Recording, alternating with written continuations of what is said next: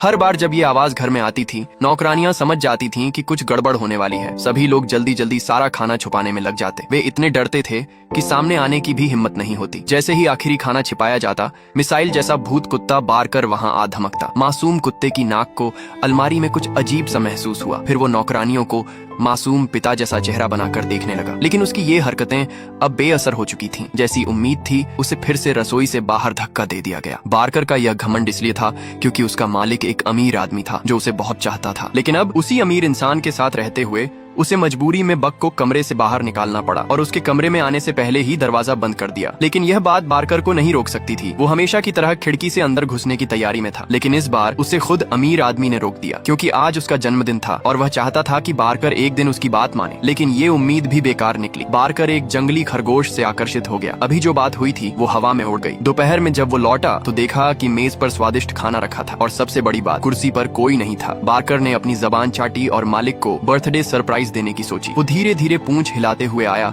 और सबके साथ तस्वीरें खिंचवाने लगा और मुंह में रखा चिकन लेग देखकर सब समझ गए कुछ तो गड़बड़ है। जैसा कि अंदेशा था, टेबल की इज्जत बारकर ने फिर से लूट ली थी। अमीर आदमी का चेहरा क्रोध से भर गया। शुक्र है कुत्ते के पास अभी भी एक चिकन लेग था और उसने उसे भी खा लिया। लेकिन उसने कभी नहीं सोचा था कि ये उसकी विदाई बन जाएगी। आधी रात को अमीर आदमी बारकर के पास आया और उसे खाने का लालच दिया। बारकर को लगा वो मजाक कर रहा है। थोड़ा सा हिचका, बक झट से पिंजरे में कूद गया और तभी उसे एक पिंजरे में बंद कर दिया गया। अब बारकर क्या कर सकता था? उसे पता चला कि उसका मालिक उसे किसी कुत्तों की मंडी में बेच आया है। अंत में जब वो दूर होते किले की तरफ देख रहा था, तभी बारकर को पछतावा हुआ। लेकिन अब पछताने से क्या फायदा? उसके बाद बारकर को कैदियों की तरह एक जगह से दूसरी जगह ले जाया गया। जब उसकी आंखें फिर से खुली तो उसने देखा चारों तरफ बर्फ ही बर्फ थी। दक्षिण का यह कुत्ता पहली बार बर्फ देख रहा था। लेकिन उसे क्या पता था, अगले ही पल उसे कुत्तों के पिंजरे में फेंक दिया जाएगा और कोई भी उसे अपना सकता था। शुक्र है बारकर की हालत अच्छी थी। उसे एक काले लड़के ने ले लिया। यहीं से बारकर को अपना दूसरा मालिक मिला। उसे क्या पता था कि बाद में यही बारकर उन्हें कई बार जान बचाएगा। दौड़ते वक्त